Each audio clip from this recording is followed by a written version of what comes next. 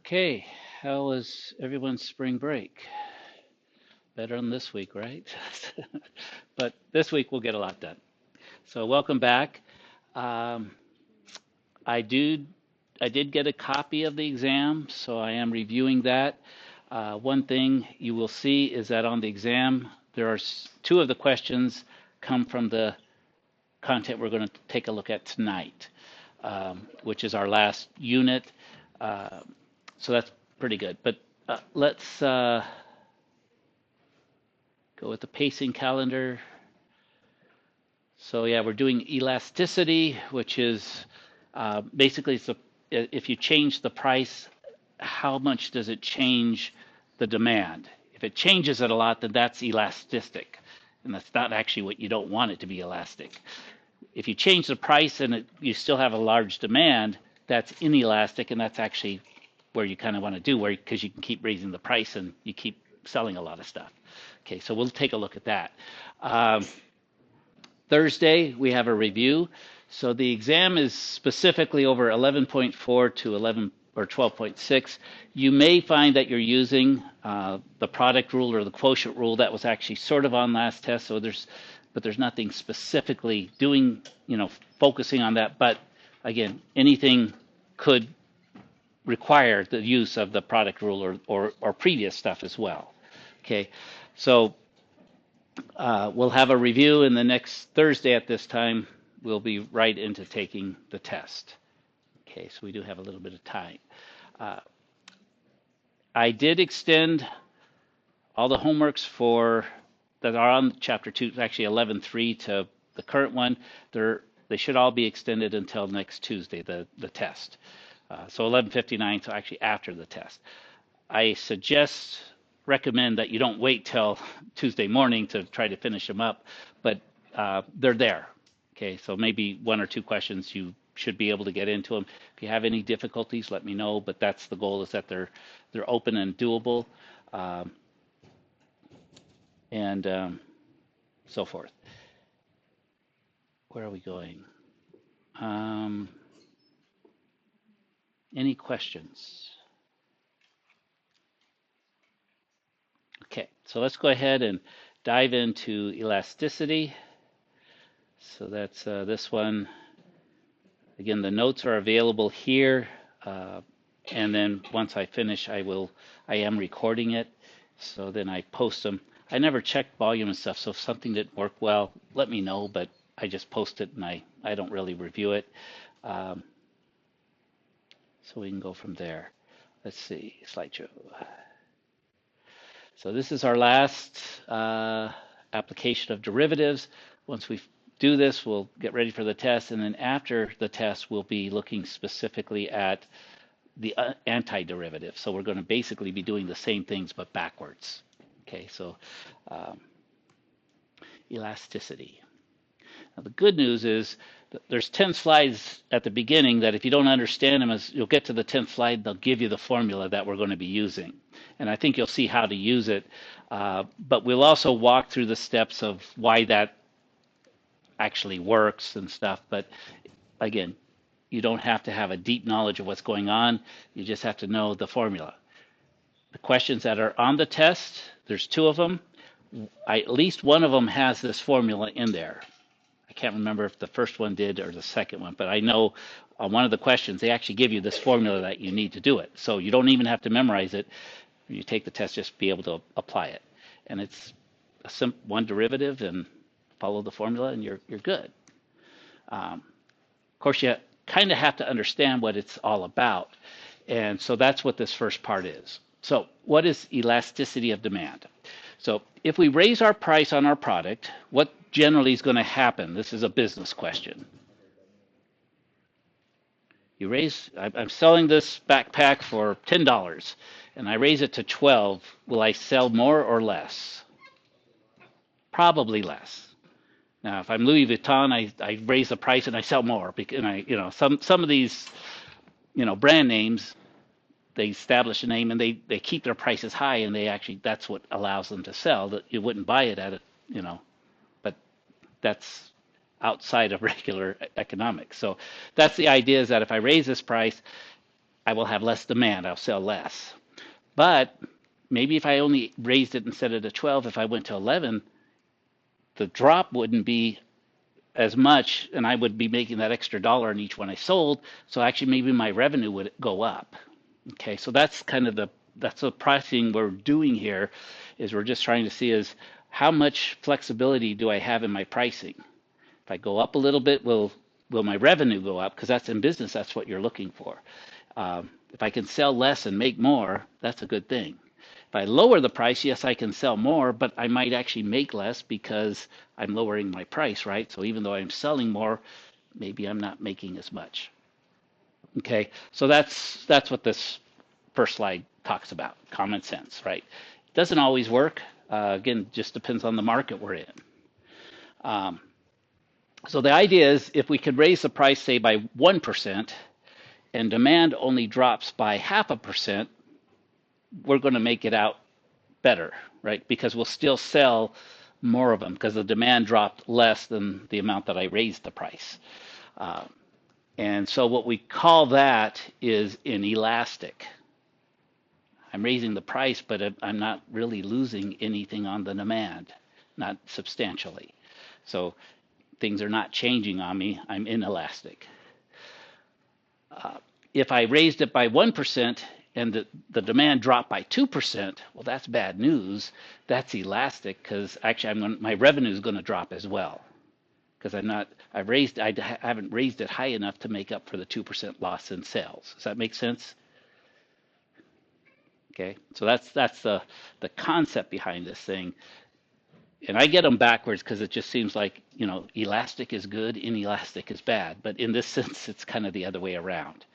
You want to kind of keep your pricing where it's inelastic so you can keep moving it up until, and what we're going to find out, there's a nice place where it's sort of the point where it goes from being inelastic to elastic. That's the holy grail of if you can use that price, you're going to have the maximum revenue. Okay. And again, this is not real important, but the way we measure this then is with a ratio. And it's going to be the percentage drop in demand per percentage increase in price. So that's the ratio we're looking at. As we just take the ratio of those two figures of percent increase in price, percent decrease in demand, because that's probably what's going to happen. And that will tell us whether we are elastic or inelastic. Again, inelastic is in business world, that's the good part because I can raise the price and still keep my demand at a reasonable level. Elastic means as soon as I raise that price, I lose a lot of demand. And so my revenue is going to go down. So we're looking to keep things inelastic for the most part. Okay. And since we're talking about elasticity, we use this letter E. So you're going to see the function. Whoops, I didn't want to do that. Let's see.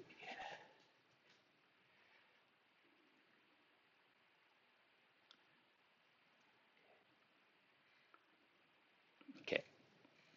So, and remember, this is where it is. It's the change of something and the change of something. What does that sound like? We're looking at the change of the ratio of a change of something to the over the change of something. Slope, which we also call in calculus a what? A derivative, exactly. So we're going to see this is our dy dx. It's actually going to be the derivative of these two things, and so application of derivatives, right? So what we need is we need to have a demand equation where Q is quantity. It's the amount of stuff we sell at a particular price. So we set the price, we put it into this function, it will tell us how much we will sell. Okay. Marketing does that for us, right? They get us a formula that tells us when at this price it's going to sell this much. Okay, so we take that on faith. The other thing is we need to see so we've got a price, right? And we're going to change that price. Occasionally, oh no, we'll have Q is going to be some function of P, and then P is what gets changed, right? Because we're changing the price. Now let's see if I can make a little bit more. What's that going to do to my demand? And as long as that ratio is a good number, I can do that, and it will raise my revenue. Okay, so again, this is where we're kind of understanding what's going to go on. So the percent increase in a price is the change in the price divided by the price times 100%. That would give us the percent change, right? So if I was selling it for $1 and I raise the price to $1.10, that's 110 divided by 1. That's a 10% increase in price. Okay, something like that, I think. Don't quote me on the math, but that gives us our percent change. The increase in P will presumably result in a decrease in the quantity we sell, presumably, right? Not always, but we're assuming it's going to decrease it. So what you'll see is they'll always have the change in Q is always going to be negative, because that's the presumption it's going to be negative. Could be positive, but not likely. Again, maybe luxury goods, that's what happens. Okay, and so the percent decrease in the demand is the change in Q divided by Q times 100%. That gives us the change. And what we're going to see, again, this is just some mathematics. We're going to develop it, but if this sort of just makes sense that, okay, the percent change, what we do is the elasticity is the ratio, the percent decrease in demand. So that's the negative Q, right? That's this thing right here, divided by the percentage increase in price, which is this part here. So this is what we were talking about. And again, times 100 to make it a percentage. Again, the 100% cancels out, top and bottom, they're just the same. And so then we just do some simple fraction math, right? So you take the bottom, invert and multiply. So we're going to invert this and multiply. And notice we end up with the change of Q over the change of P. Let me just do this a little bit slower. And then since we're dividing by this, we're going to multiply by the reciprocal, right? And since these are all just multiplication, we can change the order because multiplication's commutative. And we get the change of Q over the change of P and P over Q. This is negative because it's an assumed decrease. And then before I go to the next slide, what does this look like? It might become good, or dq dp, but yes, exactly, dy dx. It's our derivative. So we're going to take the derivative. Oh, I see, I mixed it up. P. But I like dy dx better, yeah. So that's the derivative. This is just P, which is the price, right? Q is going to be the formula, the function that we've got, so it's going to be a little complicated, but typically we do this at particular prices, so we'll plug in a price there. So we've got P, which is our input variable, our X. So it's just, that's the input, the price. This is going to be a function, right, of P. So it's, Q is some function of P, and we'll see how that works. And then this is the derivative of that function. So it's kind of the derivative of the quantity function times the price divided by the quantity function itself, not the derivative of it, the original one.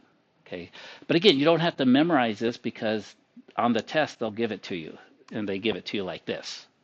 Okay, and I remember doing this when I was, I'd forget about whether they're negative or not. But the good thing is they're going to give you this just like this, and it'll have the negative there. So you don't have to memorize it. You just have to know how to use it. Okay, so basically the way this works is they've got to give us the function Q. It's some polynomial or something, right? 2x plus 4 or something. They give us that function. We're going to use this to get the elasticity at a given price. They'll say, well, at $5, how much is it?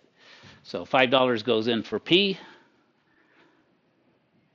We plug it into this function, right? This is some function of of P. So we plug it in here, we'll get a number, and we'll plug it into the derivative. Okay, what could be simpler? So here's the good news is the place where things, and it kind of, maybe it makes sense, but if this was all equal to 1, that's where it's really neither elastic nor inelastic. So that's sort of the changing part, is when basically the change is the same. Okay, so no change, so it doesn't make sense. If we are, and if we're greater than 1, right, that's more than 100%, that's elastic, and that's not good. Okay, that's what's the big thing, is you have to get that in your mind. Elastic is not good, because that means as I change the price, demand's going to drop significantly. I'm going to lose money.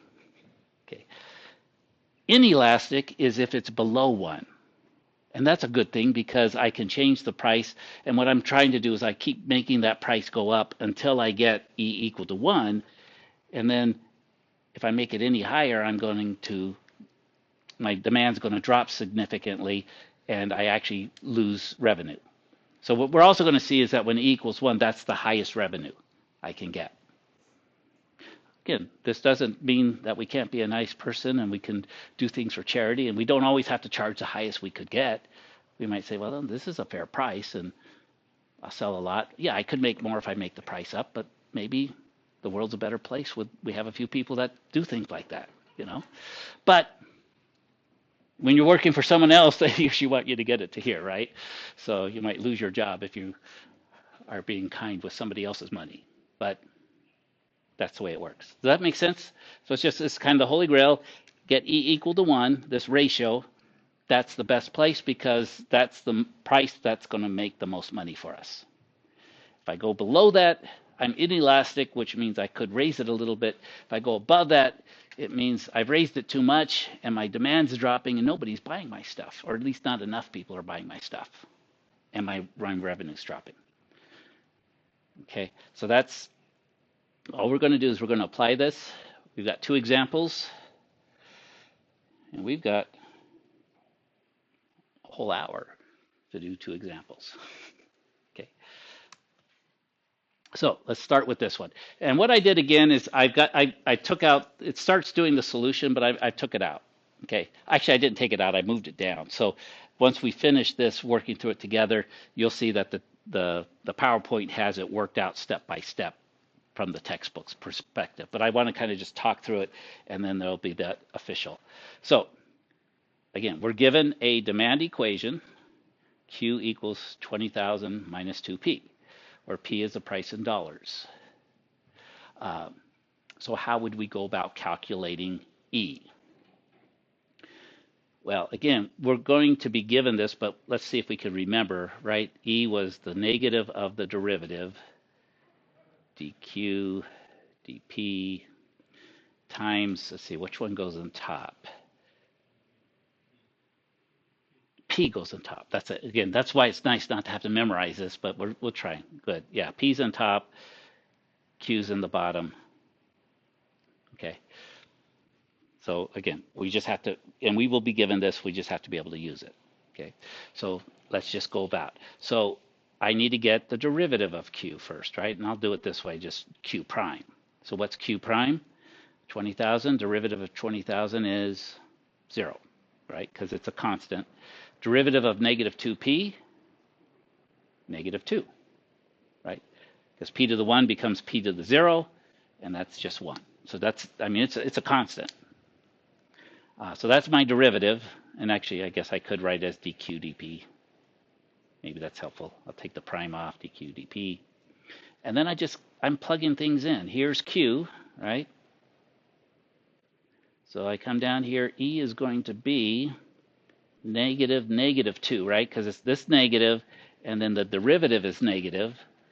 So that becomes a positive 2. I'm going to emphasize it by putting a plus. So that's the derivative, the negative of the derivative. Okay. And then I multiply by P over Q. And I don't just write Q, I write the function of Q, 20,000 minus 2P.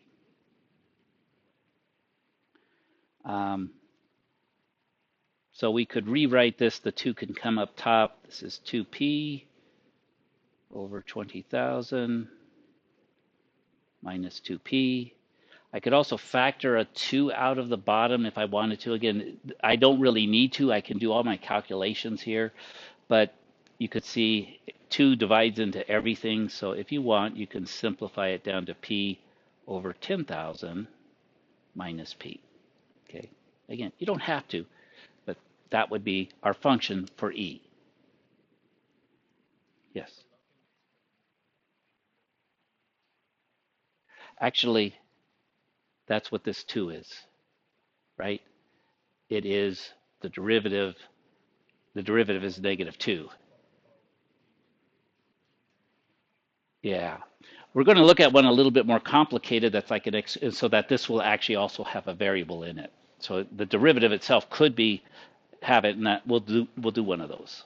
But in this one, it's just a very simple case where the derivative is actually a constant, and so it's very simple. And now what I can do is I can say, well, if I charge $5, is this going to be elastic or inelastic? If P equals $5, I don't know if that's a good price. Then what I do, well, the E is this elasticity function, right? Is going to be 5 over 10,000 minus 5, which is 5 over $9,995. Does that look like it's anywhere close to 1? Is that bigger or less than 1? It's much less than 1. We are in inelastic point. I can raise this price a lot. Maybe I should maybe it's designed to be like 10,000. I don't know. Not 10,000, but maybe 5,000. So I don't even know what product this is, but definitely I'm very inelastic right now. I can move that price up and my demand's going to be there. Does that make sense? Where would be the best price? Well, that's if E was equal to 1, right? So then I just take P over 10,000 minus P. I set that equal to 1, and this is the nice part about it, is remember your elasticity is pretty much always going to be a ratio, a fraction. And if you've got 1 on the other side, because we're solving for 1, that's the holy grail, what do we just do? Multiply both sides by the denominator, and 1 is like one of my favorite numbers to multiply by. You know my other favorite number? 0. Zeros. I got those down. I know how to multiply by 0 real quick. Yeah. Good job, little girl. So we multiply both sides by the denominator, and that simply gives us that 10,000 minus P equals P. Add P to both sides, right? Because we're trying to solve for P. So if you add P to both sides, you get 2P equals 10,000. And then you divide by 2. We get, if I put my price at 10,000 divided by 2, it's going to be 5,000. Then I'm right at the elasticity would be exactly 1. And that would be the best price because that's going to give me the most revenue. Okay. If I go above 5,000, what's going to happen? I'm not going to make as much because then price becomes elastic, and I raise it above there, my demand is going to be dropping. And you could kind of see that, right? Because here's how many I sell. This is 5 times 2 is 10,000, so it's 20,000 minus 10. But as I get bigger, this is the number I'm going to sell keeps dropping. Not maybe 5,001 is not going to be a big deal, but it will start happening. Yes.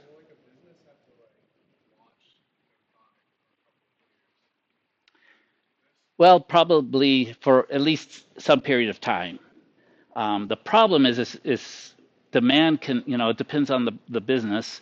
And the way consumers can be faddish. 5 years down the road, it might not be popular anymore. So that's another thing.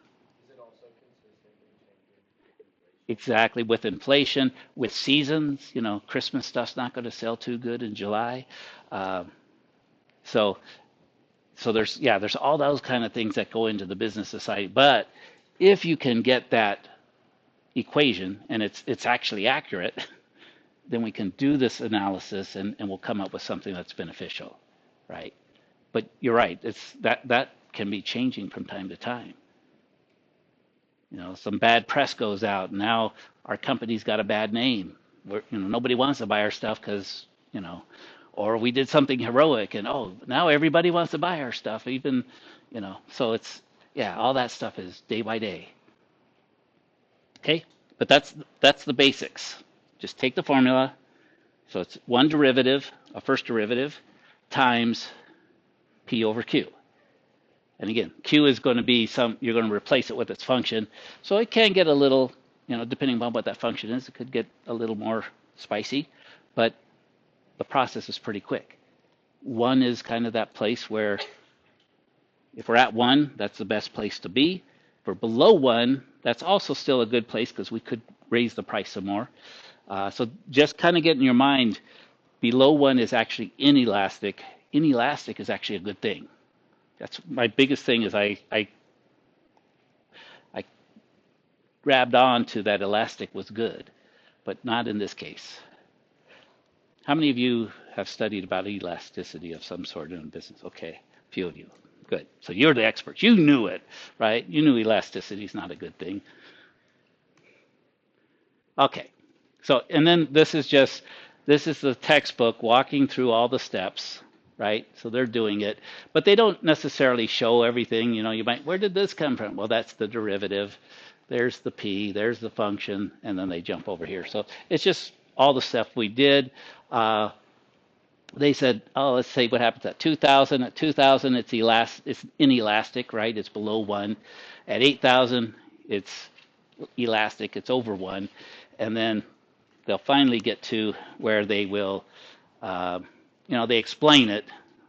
So at 2,000, the demand would drop only by 0.25% for every 1% increase. And so, revenue is when we multiply them, so the revenue would increase by about 0.75%. Okay, if the demand is elastic, lowering the price increases the revenue. So this is where they start talking about, well, if I am elastic, I've overshot it. If I bring it down, I will increase revenue. If I'm inelastic and I move it up, and so this idea is somewhere in between, it's got to hit to the place where revenue will be the most. And that happens exactly where when elasticity equals 1. Okay. Kind of gave the punchline away at the beginning. So here's our second example. And you'll see it's a little more complicated because it's got a P squared in there rather than just a P. So we're going to see some more stuff, but it's not too bad. Okay.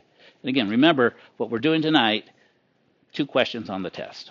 One in the open answer one, so you do have to kind of walk through these, but again, they give you the formula.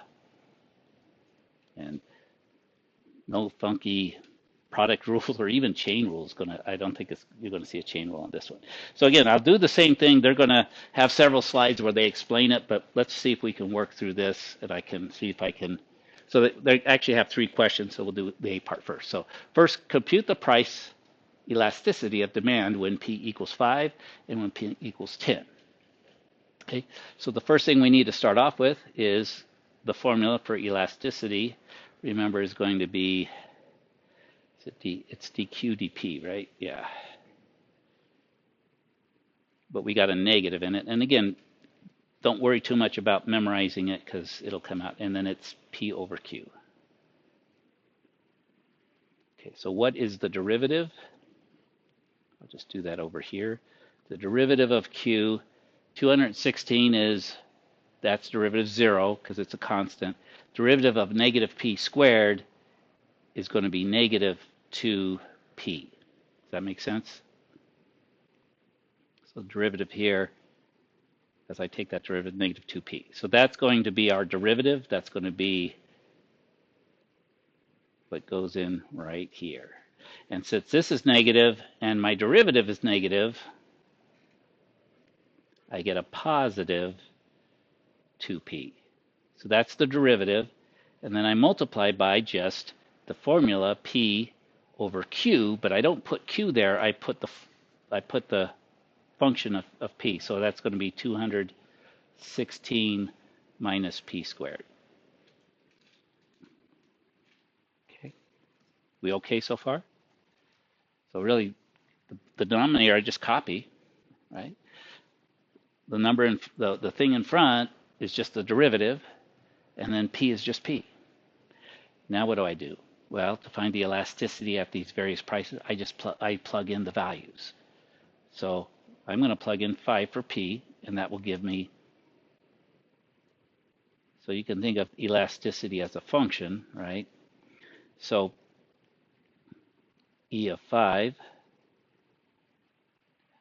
sorry about that, will be, and I'll take the plus off, I'll just leave that off. So it's going to be 2 times 5 times 5, that's what P is, and then it's 216 minus 5 squared. So notice it's all numbers, no, not really any algebra, but we just bust out the calculator and calculate it. Or do a little bit in our head. So 2 times 5 is 10, 10 times 5 is 50, so that's all up in the numerator. This is 216 minus 25. Thank you. Did you do that in your head? I'm jealous. I can't. No. 194. So it's 50 over 194. We could divide it. It's going to be a number less than 1. We know it is inelastic. Compute the price elasticity. So this is, well, let's go ahead. That's about 1/3. Is that right? No, that's 200, about 1/4. 50 divided by 200 would be about 1/4. So close enough, right? So we'll just say it's about 1/4. And we know that is inelastic. Means we could still raise the price and we'll be doing good. Can we go to $10? Well, let's find out. Probably not. E of 10, we just take our same formula. That's 2 times 10 times 10, that's the P, 216 minus 10 squared, which is 100, right? So let's see, 2 times 10 is 20, times 10 is 200. 20 times 10, 200, yeah. 216 minus 100, that's 116, right? That's bigger than 1. So we have now gone into elastic territory and our demand's dropping and whoops, we went too far, right? This is bigger than 1. It's going to be, again, close to, it's a little bit less than 2, but I'll say, it's about 2. This is elastic now. And we went too far. So the best price is somewhere between $5 and $10. Any gambles? Any estimations? Like 7.5, exactly in the middle. I don't. We'll see. We'll see. But yeah, that would probably be a pretty good guess. Now it's quadratic in there, so it might be a little different. But yeah, I would $7, $8 somewhere in there is probably the best one. So far, are we good? Any questions? Okay, again, just the formula, one derivative, copy the function in the denominator, and then we're going to plug in some prices to see what they are. It's the same exact question, but now find the range of prices for which the demand is elastic and the range for which the demand is inelastic. What does that mean? Well, to me it says let's find when it equals 1, and then when it's bigger than that, that's elastic. When it's less than that, right, when E is less than 1. So basically they're asking us to find when is E equal to 1. So for what value E of P do we end up being equal to 1? And let's see if I can remember that formula, right? It was 2p, that's the derivative. We could come up here, right? This 2 comes down, so that's going to be negative 2p, and then there's a negative in front of it, so that's 2p. Again, I'm really not doing anything, I'm just copying. I could go back to the page. P over the function 216 minus p squared, right? So that we did that on the other page. We found out the formula for E. Now we're just going to set it equal to 1 and go from there. So we'll simplify this a little bit. So this is 2p times p. There's 2p squared. 216 minus p squared. And we want to set that equal to 1. And what's the beauty of having something equal to 1? When you got a fraction, multiply both sides by the denominator, and we got something pretty easy to work with, right? So we multiply by the denominator, and our function becomes 2p squared equals 216 minus p squared. Because isn't that right? When something will be equal to 1 when the numerator equals the denominator. That's all we got to do. Find where the numerator equals the denominator. It's not so easy to solve though, right? Well, we got p squared as a like term, right? So let's add p squared to both sides. I think it's not as bad as it looks, but right now I was getting blocked on where to go. So then I get 3p squared, right? 2p plus 1p. This is just like terms. It's not so bad. Oops, 216. I can write it down right. So sometimes it's just move forward. Sometimes you're thinking in the future and I don't know where it's going to go. Take the first step, and sometimes this is not so bad, right? So what would we do for next? Divide by 3. 216 divided by 3. I think it's 72. That's only because I cheated. Or it might be 74. I can't remember exactly. So maybe someone better check it because okay, good. I looked ahead at the answer, so I didn't do that in my head. I was just trying to, yes.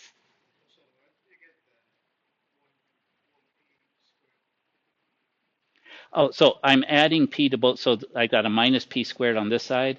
I'm adding p squared to both sides. And so when I'm adding p squared, I just want you to, it's actually got a 1 in front. When you're adding 1p squared to 2p squared, you get 3p squared. Does that make sense? If I don't write that, then I would be tempted to just write down 2p squared or something, or maybe 2p to the 4th. You start doing some funky algebra stuff, but it's like terms. We're just adding them. Okay. And so what is the price? Square root of both sides. So p is equal to the square root of 72, and that's going to be about, see, square root of 72, that's 8 times 9. 8 squared is 64. It's a little bit over $8, right? 9 squared is 81. 64. Somewhere between 8 and $9. What was? Oh, anyone got a square root button? 8.48. So it wasn't 7.5. It wasn't directly halfway between it because it is quadratic. But what does this mean? At $8.48, we're going to get the most revenue.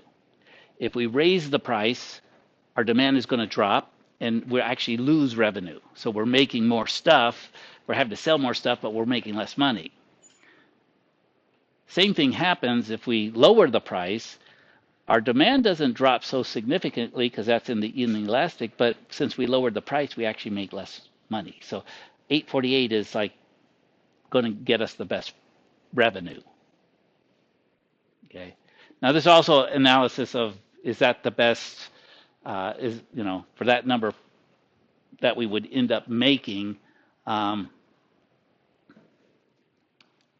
is that the best for the production line too? Because there's, when you're running a business, there's all sorts. This is for revenue, the best thing, going to make us the highest revenue. But sometimes you get volume discounts. So if you made more, but then you don't want them sitting on the shelf, so you want to have a little bit less. There's always compromises, but try to remember this number here, or square root of 72, because there's a C question. Find the price at which the weekly revenue is maximized. Well, we just did that because that's really what we had to do. I guess what they wanted was the range. So if it's below 8.48, 0 to 8.48, that's inelastic, right? Demand's not going to change much. If it's above 848, anything higher than that, it's going to be elastic, and we do it. But here's, and again, this is just for transparency. This is a type of test question. Then now we need to calculate what would be the maximum weekly revenue, right? Yes, but plug it into what? Just this equation? So this is a business school question. What is revenue? RFP, so based on the price. It is going to be Q, so it's going to be that function, but Q times P, right? How many we sell times the price we're selling it. That's what the revenue is going to be. So just be careful when you do this. The revenue function is going to be 216 minus P squared times P, right? So there's Q times P. That's our revenue function. So we never had that. It was kind of in the background. And we found that when P equals square root of 72, that's going to be elasticity of 1, which is the best, going to give us the best revenue. So that's what we plug in here. So 216 minus square root of 72 squared times the square root of 72. So that's 216 minus 72, right? If you take the square root of square it, you get that. Square root of 72. 216 minus 72 is like 100 and something. 4, 7 from 21 is 14. 144 times the square root of 72. And again, when we multiply that, that will give us our weekly revenue. You could, and it would get, I just knew we had a square and it was going to get through, so it made the, but yeah, it's got 2 decimal places. You're going to be as accurate as you need to with 8.48. Yeah, you could do that. Has anyone got this answer? Like 144 times square root of 72, or times 8.48, can be 800, maybe about 1,000, 1,221.8. Not bad for a week, I guess. But that's the best. That's maximizing our revenue. And it may not maximize profit because we might have contracts that we may be making more or less does that, but this is just one type of analysis. And that's why you've got these different businesses, you've got different departments. This price setting market, they're going to do this, but then you got your production market, they've got their things of, how do they get the lowest cost for what they're making. But it doesn't do any good to make a lot of stuff that you're not selling anyway, right? And then you got the marketing department who's trying to change all of this and just say, let's get more people to buy our stuff. So these equations are static. They're based on, like you said, maybe years of research and data, sales data, maybe a couple months, but they're always changing. They're always changing. So those were the 3 questions. And then again, this is just the textbook. It does this, and then they answer each of the questions step by step. Like, so you're welcome to pull this up, and you'll see they pretty much do what we just did, but there's not as much explanation. They came up with the same, so it was about a quarter, 0.26, close enough, right? And then they put in, they explained it a little bit, but it's below 1, so it's inelastic. Put in the 10, they did that, and that's 1.72. That's elastic. it's again, it's not a good thing. And then for part B and C, we say let's get E equal to 1, right?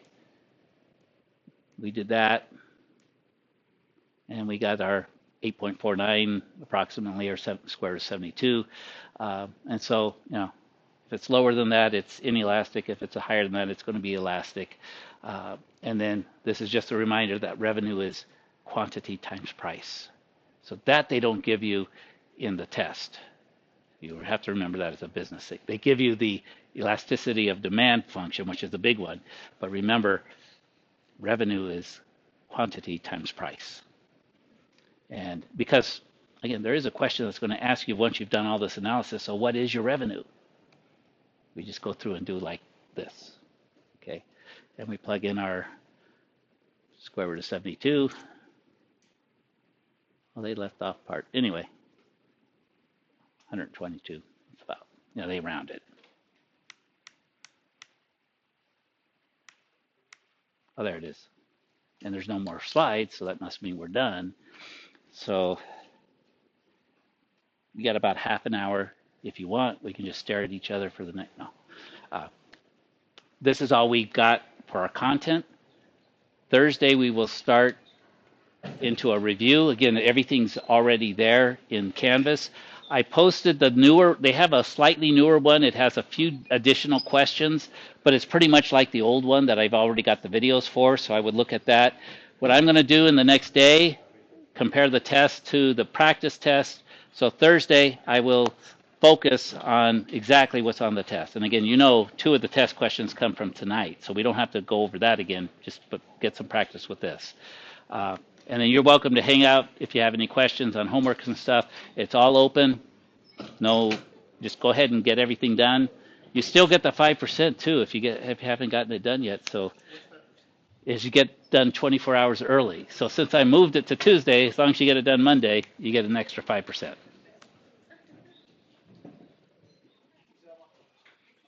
You too.